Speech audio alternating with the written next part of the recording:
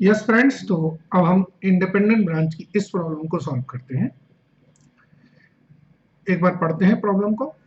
The following trial balance as at 31 December 2012 have been extracted from the books of Major Limited and its branch at a stage where the only adjustment required to be made।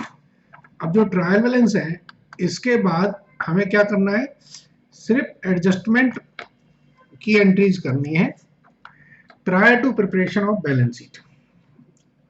ठीक है, तो देखिए share capital दिए, fixed assets हैं, current assets हैं।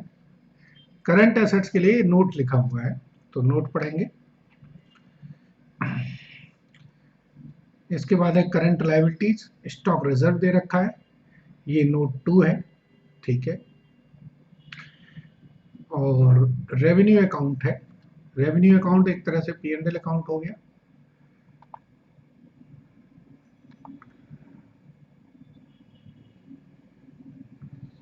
ठीक है, इसके बाद ब्रांच अकाउंट है और हेड ऑफिस अकाउंट है। अब आप देख पा रहे हैं कि ब्रांच अकाउंट और हेड ऑफिस अकाउंट दोनों मैच नहीं कर रहे। इसका मतलब है कि इनके बीच में कोई रिकंसिलिएशन की एंट्रीज होनी है। ठीक है, पढ़िए क्या लिखा है। Goods transfer from head office to the branch are invoiced at cost plus 10% and both revenue account have been prepared on the basis of the price charged। इन्होंने बोला जो नोट नंबर 2 लिखा है इसका मतलब है कि इसमें हेड ऑफिस गुड्स जो ब्रांच ने हेल्ड कर रखा है ओपनिंग स्टॉक रिजर्व है।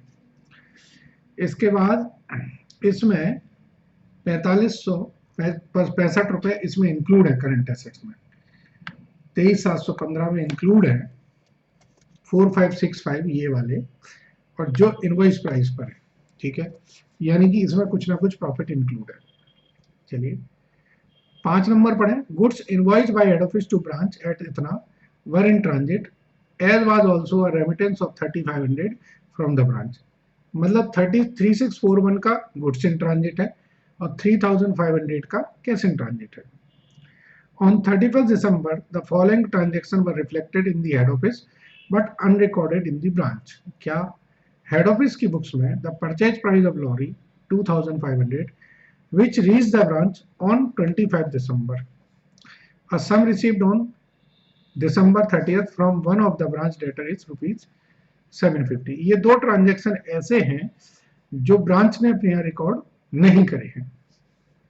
ठीक है, तो सबसे पहले तो इन्होंने बोला to record the following in the appropriate ledger in both set of books, और बैलेंस शीट बनानी है।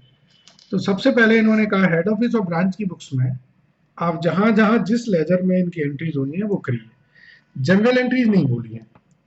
फ्रेंड्स मैं आपको चूंकि विजिबिलिटी ज्यादा से ज्यादा हो तो मैं एक ही पेज पर आपको दोनों बुक्स बना के दिखा रहा हूं, बट एग्जाम में आप ये गलती नहीं करिएगा। एग्जाम में आप सेपरेट सेपरेट बनाइएगा। ये आपकी हेड ऑफिस की बुक्स हैं और ये आपकी ब्रांच की बुक्स हैं। ठीक है, हेड ऑफिस और ब्रांच की बुक्स हैं। अब हमें ये देखना है कि दोनों के यहाँ हमें इन्होंने बोला है कि लेजर्स बनाइए। तो हेड ऑफिस बुक्स में एक हम लेजर बनाते हैं, उस अकाउंट का नाम है ब्रांच अकाउंट, और ब्रांच की बुक्स में हम लेजर बना रहे हैं, उसका नाम है head office account. Head office की बुक्स में बैलेंस ब्रॉट डाउन है, कितना है 31536, और ब्रांच की बुक्स में हेड ऑफिस का बैलेंस ब्रॉट डाउन है क्रेडिट में 22645। ठीक है ना, ठीक है। अब हमें बताया गया कि कैश इन ट्रांजिट है, तो हम एक जनरल एंट्री बनाएंगे।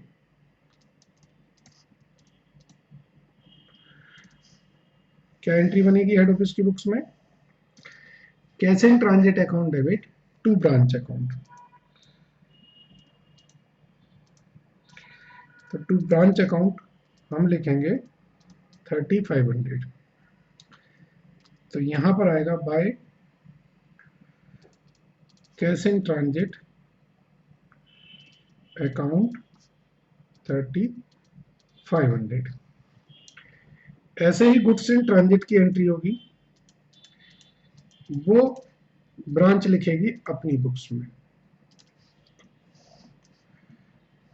तो goods in transit account debit to head office account 3641। तो हेड ऑफिस की बुक्स में लिखा जाए, हेड ऑफिस के अकाउंट में लिखा जाएगा गुड्स इन ट्रांजिट अकाउंट 3641। ठीक है, ये आपने एंट्री नंबर 4 की रिकॉर्डिंग कर ली है। अब हम कैश इन ट्रांजिट हो गया, गुड्स इन ट्रांजिट हो गया।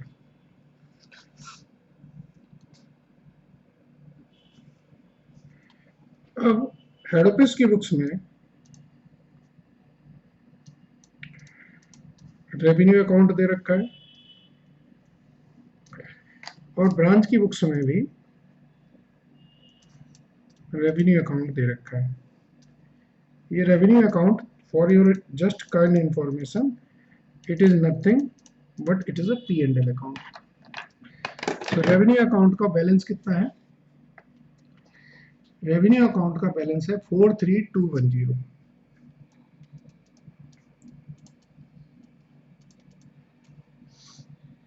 और ब्रांच के रेवेन्यू अकाउंट का बैलेंस जो है 10250। ठीक है, चलिए अब क्वेश्चन में ये दिया है कि स्टॉक रिजर्व ओपनिंग का मेरे पास 693 का है। ठीक है,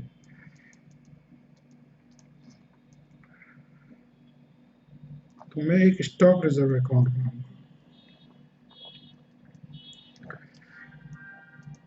बैलेंस ब्रॉट डाउन है 693। ठीक है,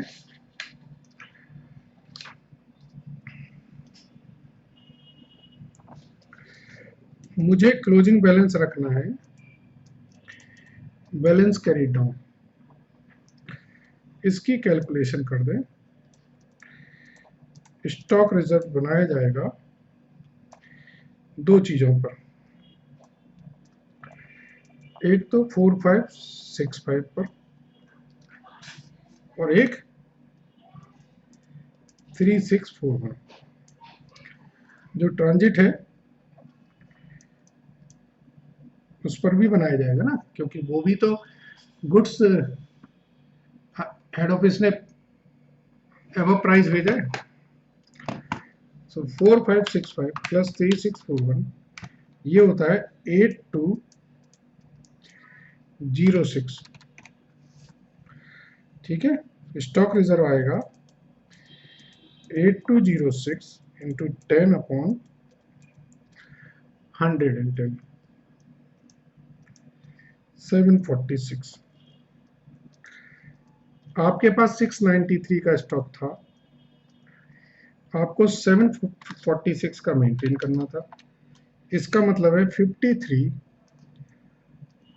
जो बैलेंस है वो आप रेवेन्यू अकाउंट से चार्ज करेंगे। तो रेवेन्यू अकाउंट में आप लिखेंगे स्टॉक रिजर्व 53। ठीक है, चलिए अब ब्रांच के पास आ जाए। मैंने 1 2 3 4 इनके एडजस्टमेंट कर दिए हैं। अब 5वां नंबर है, वो है ये दो ट्रांजैक्शंस जो हेड ऑफिस के यहाँ तो हैं ब्रांच के यहाँ नहीं है। ठीक है, तो एक तो गाड़ी आई थी, तो वो हम एक मोटर व्हीकल अकाउंट बनाएंगे, और दूसरी जो पैसा कलेक्ट हुआ डेटर्स का, तो डेटर्स हमारे पास नहीं है, हमारे पास करंट एसेट्स का अकाउंट है, तो हम करंट एसेट्स अकाउंट बनाएंगे। ठीक है, चलिए अब इन दो ट्रांजैक्शन की एंट्री क्या होगी। मोटर व्हीकल आया है तो एंट्री क्या होगी, motor vehicle account debit to head office account. तो हेड ऑफिस में बाय मोटर व्हीकल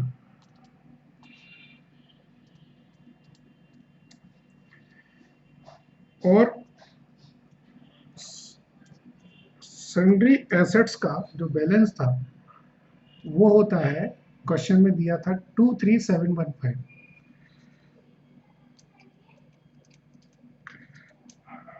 इसमें से 750 का पैसा हेड ऑफिस ने कलेक्ट कर लिया, तो एंट्री होगी head office account debit to sundry current assets. Actual में एंट्री होगी head office account debit to debtor, लेकिन हमारे ट्रायल बैलेंस में डेटर नहीं दिया है,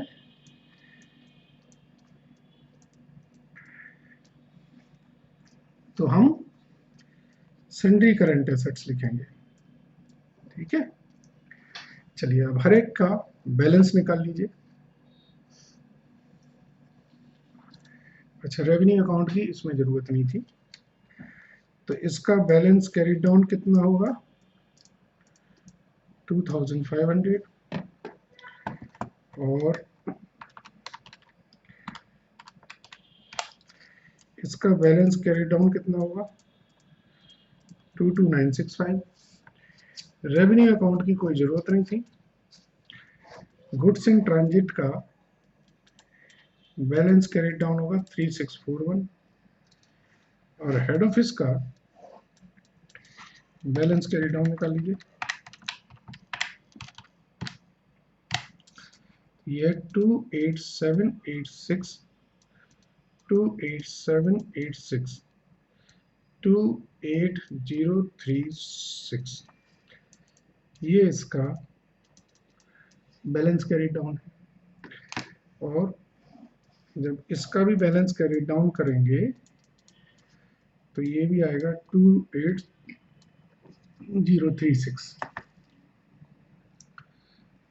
और गौर से देखो, ये दोनों आपस में बैलेंस मैच हो रहे हैं, और जब ये दोनों आपस में बैलेंस मैच हो रहे हैं, इसका मतलब है कि अब ट्रायल बैलेंस मर्ज हो सकते हैं।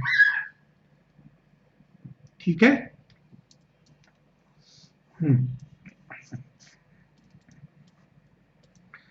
इसका बैलेंस कैरी डाउन करोगे तो 3500 आ जाएगा, और इसका बैलेंस कैरी डाउन करोगे तो ये आ जाएगा 43157।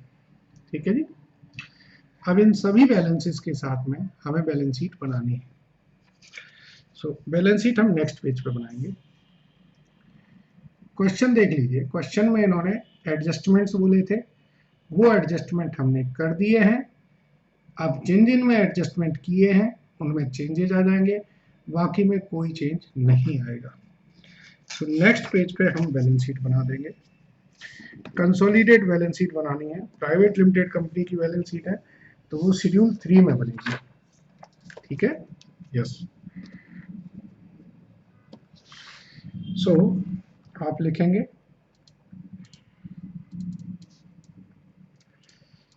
बैलेंस शीट एज ऑन जो भी डेट्स हैं।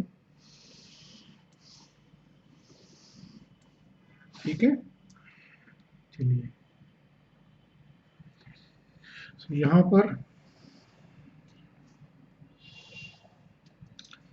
ये आ जाएगा आपका नोट नंबर, और ये आपकी अमाउंट।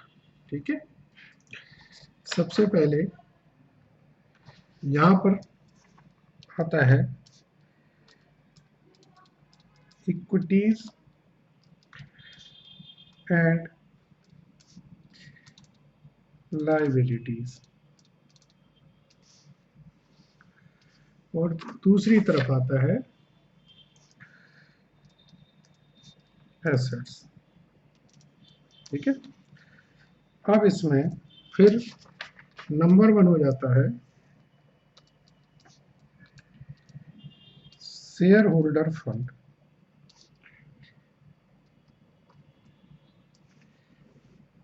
ठीक है, फॉर्मेट आप लोगों को पता होगा, तो क्योंकि शेयर कैपिटल दिया है इसलिए शेयर होल्डर फंड आ जाएगा। इसके बाद number 2 non current liabilities. Number 3 current liabilities. ठीक है, फिर एसेट्स में आ जाएगा नंबर 1 नॉन करंट एसेट्स और नंबर 2 करंट एसेट्स। ठीक है, फिर ये आपका बैलेंस शीट टैली हो जाएगी। चलिए अब एक एक करके हम लोग चलते हैं। पहले तो शेयर कैपिटल है, तो शेयर कैपिटल हमारी कहाँ जाएगी,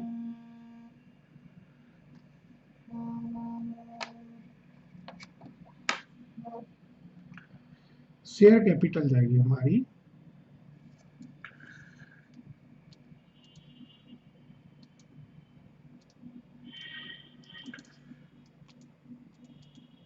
$1,50,000। ठीक है, इसमें कोई हमें बनाने की जरूरत नहीं है। अच्छा, नोट लिख दें। दूसरा है मेरा फिक्स्ड एसेट्स। सो फिक्स्ड एसेट्स, चलिए नोट नंबर हम 1 बना लेते हैं। फिक्स्ड एसेट्स का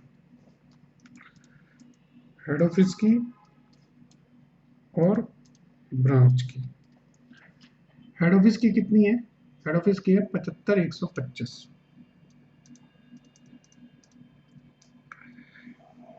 ब्रांच की कितनी है, ब्रांच में 18,901 थी, 2,500 रुपए और आ गए थे ना, किस चीज के, मोटर व्हीकल के, वो भी तो जुड़ जाएंगे। तो ये हो जाएंगे 21,401, तो 96,526।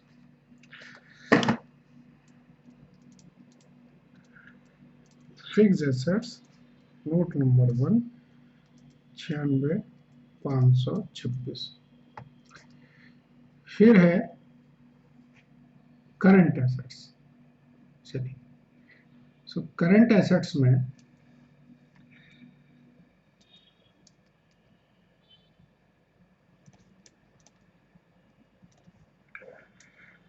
करंट एसेट्स में हेड ऑफिस की लिखें कितनी है, हेड ऑफिस की है 121,809, और ब्रांच की कितनी है, ब्रांच की आप कहोगे सर 23715, नहीं, आपने इसमें अकाउंट बनाया था और उस अकाउंट का जो बैलेंस था वो था 22,965। ठीक है, यस, सो 121,809 प्लस 22,965, ये आ गया हमारा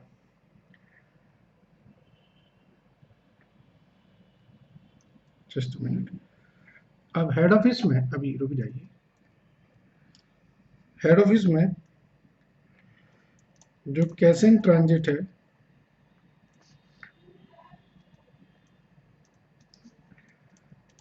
और ब्रांच में जो गुड्स इन ट्रांजिट है, ये दोनों रहेंगे ना इसमें।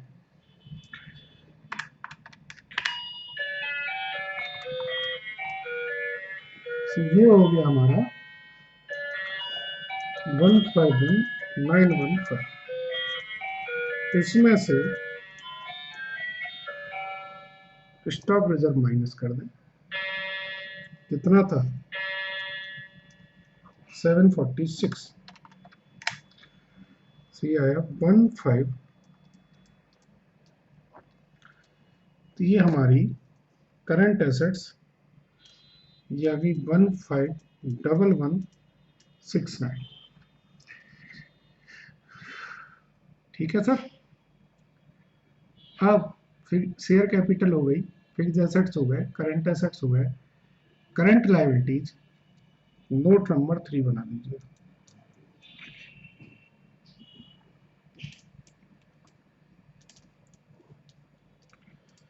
हेड ऑफिस की और ब्रांच की। हेड ऑफिस की कितनी है 34567,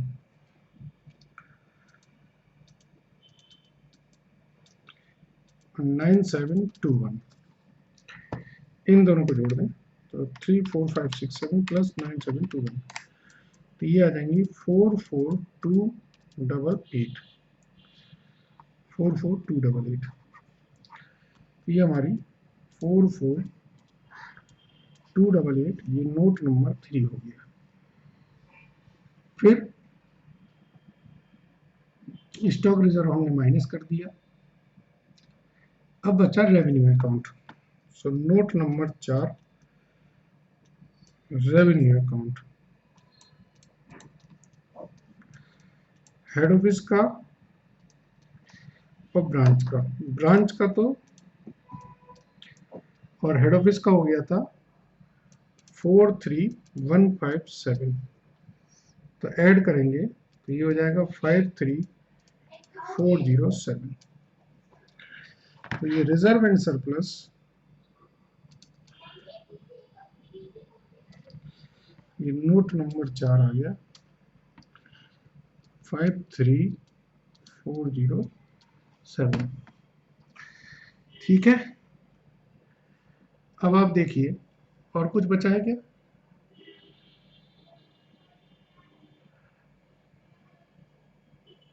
और कुछ नहीं बचा है, तो अब इसको टोटल टैली करिए।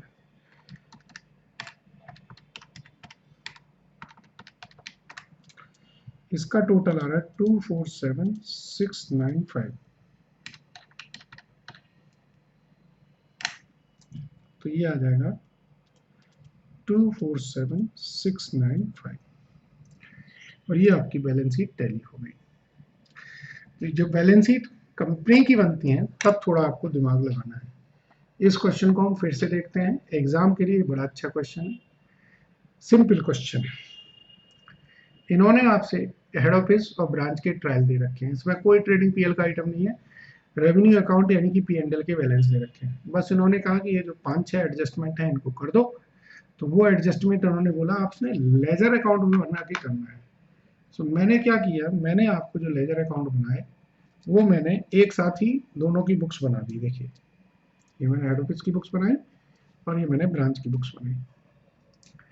मैं चाहता था कि आपको दोनों सामने सामने दिखें कि कौन सी चीज कैसे जा रही है, और जो जो आपने इसमें इनकॉर्पोरेट करे हैं वो आपकी बैलेंस शीट में आ जाए।